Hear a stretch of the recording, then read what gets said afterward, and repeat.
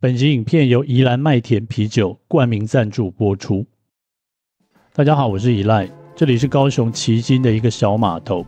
这次来高雄拍摄渔业种苗场，就联络之前送我鱼的钓客老黄，看能不能一起出海钓个鱼，弄一点宜兰少见的鱼来吃看看。走过路过，千万不要错过任何吃鱼的机会。我第一次从高雄港出海，这个港真的超大，中间这个水道很长。从码头到外面的灯塔要好一阵子。高雄港这里有得天独厚的地理环境，以及从古至今不断的整修扩建。那有很多造船的、修船的产业在这一边。港里完全没有浪，能够停各种大小船只。这是旗津的渡船站，我以前在高雄念书的时候搭过几次，是机车也能上的船。我们20几年前都去旗津吃一间叫万三的店。白饭无限量供应，所有的菜色都100元。对当时是穷学生的我来说，简直是太佛了。那这一次的目标鱼是花鲈、马头、金海鲫鱼这些底栖类的鱼种。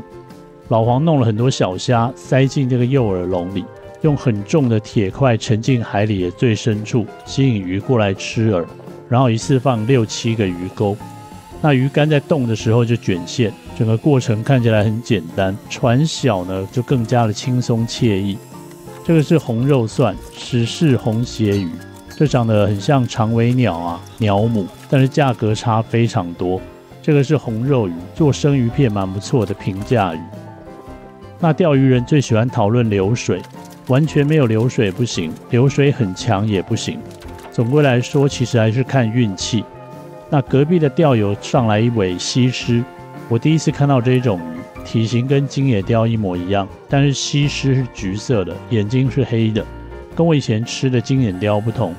喜欢吃海鲜的人应该很喜欢看到好东西离水的画面，那种开宝箱的感觉，看再多次都不嫌腻。那我参加过各地各种钓鱼活动，在等鱼上钩的时候，大家多半是在讲干话。那我有个想法，可以开始收集各种钓鱼干话，应该会蛮有趣的。那有一个专业的船长就很重要了，船长不单纯只是载你去钓点，有的会像教练一样给钓客一些建议，在钓法、钓组上也都有各种搭配嘛。那船长还有一个最重要的功能，就是当你疲惫的时候，给你看别人传来的各种丰收的照片，能够让你持续的保有希望。那这个是花鲈，到了中午呢，终于钓到目标鱼了。公的吧？没有这种母的。母的，对。公的身上会有黑点。嘿，对，后面会有黑色一点，然后它只要再更大一点，就会变公的。这个是金海鲫鱼，那粉红色跟亮黄色的外表很梦幻，在宜兰没有看过这种鱼。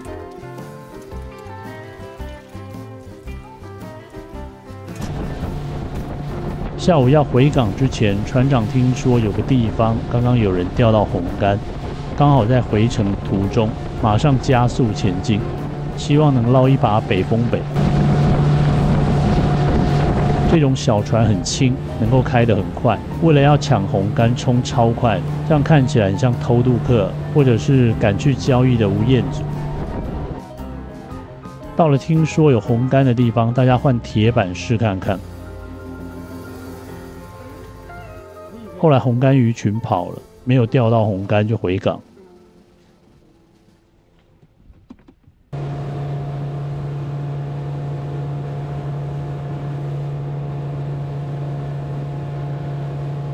从这个角度能看到高雄地标85大楼，还有高流跟鼓山鱼市场。那栋建筑物是鼓山鱼市场，我后来有去逛逛。里面比较像是文创空间，有卖一些冷冻水产，还有一间日料店。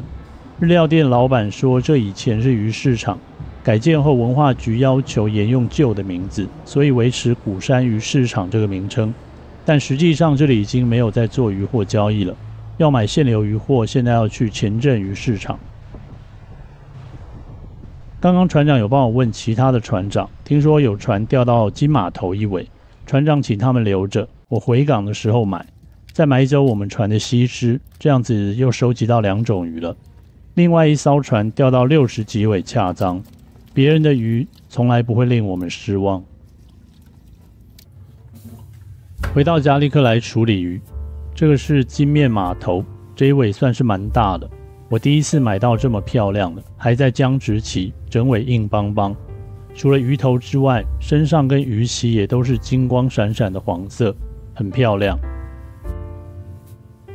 这尾是西施，这是我第一次看到，全身闪耀着橘光，中文正式名称是红尾棘金眼鲷，有的人叫金皮刀或是红皮刀。这个鱼是台湾特有种，命名者是刘恩旭，大概是台湾人命名的吧。去掉鱼鳞之后，看起来更像金眼鲷。这个鱼鳞的质地也都一样，很轻松就能挂掉。这里是我朋友家，所以场景跟平时的影片不同。我来南部拍摄的话，都借住他家，每一次都会弄一些生鱼片给他吃。我有一整套的移动专用厨具，现在已经可以把自己磨练到去哪里都能做生鱼片了。这个内脏里面有一些奇妙的小东西，应该是某种寄生虫吧。内脏就不要吃了。高雄的自来水温度很高，我准备了冰水来洗鱼，确保鱼肉能保持低温。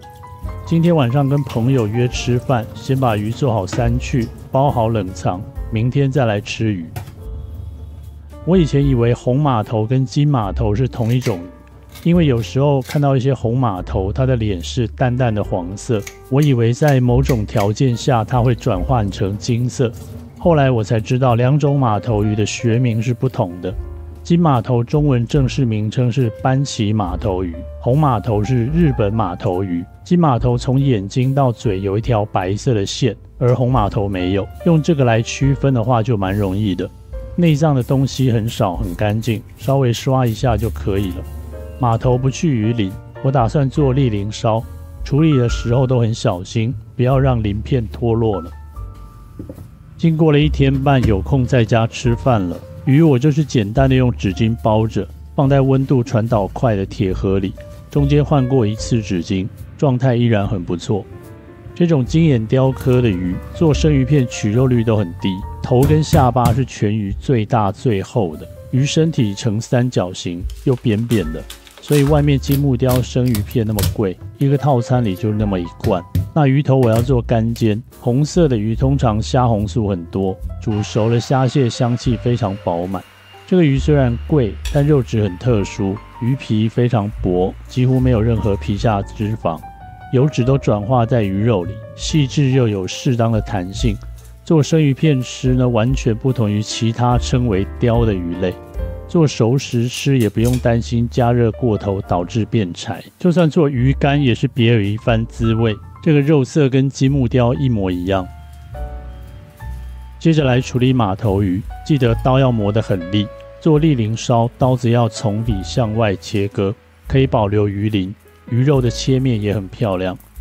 随时用布擦刀，避免鱼鳞沾到肉。从这个角度看很明显，这条马头算是很粗的，吃起来保证爽。这2种底栖类的鱼活动力都很低，鱼身上的血也不多，我没有放血。切成肉条之后，用冰盐水喷一喷，纸巾包起来冷藏，就能吸掉大部分的鱼血。今天这个马头还算有一点僵直，鱼肉绷得很紧，所以很好切。鱼肉的断面切得好像很厉害一样，靠近鱼鳍的部分还能看到一些油脂。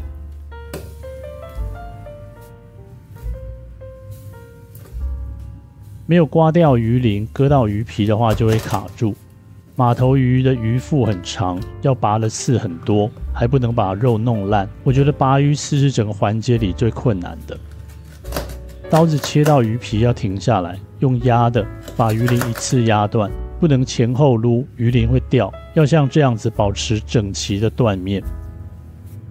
西施我只做1半生鱼片，那这样生鱼片可能有点不够，没关系，老黄还有给我红肉蒜跟红尾竹夹鱼，我再各准备半条，这样就能凑齐一整盘，管饱。那日式的餐饮经常是形式重于数量，中式的餐饮经常是质量重于形式。我自己做呢，是希望质量跟形式并重，简单讲就是弄一大盘，尽量弄得好看一点，而不是分好几个小盘放，看起来很美，但其实很空虚。就像以前在部队的时候，有的火尾会把肉丝跟青椒分开炒，硬说那是2个菜。我这一大盘扎扎实实的，没有任何公设比。来到立鳞烧最容易的阶段了，把油烧热，反复的往鱼鳞上浇油，鱼鳞炸过就会立起来。哇，结果好笑嘞，鱼鳞都没有站起来，连鱼皮都翘起来离开了鱼肉。我没有遇过这种情况不知道是不是鱼太新鲜，鱼鳞的黏膜没有泡水洗掉的缘故，鱼鳞紧紧的粘在鱼皮上。所有的鱼鳞无一例外，像用了定型液一样服帖。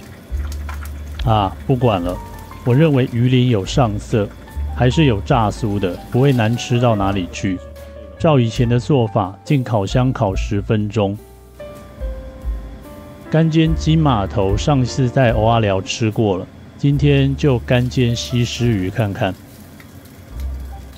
边角料都一起下去，今天主菜换住宿的一顿就完成了。这个是宜兰特产，我从宜兰特别扛过来的。我跟你讲，它一路都要冰啊。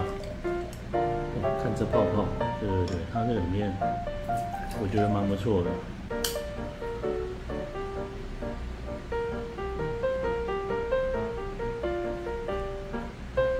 然后油淋下去就拿去烤，但是淋下去的时候它应该会立起来，对，但是失败了，它没有立起来，它这个上面也是脆烤烤的，恰恰的。对，我觉得直接咬应该也是有那种感觉。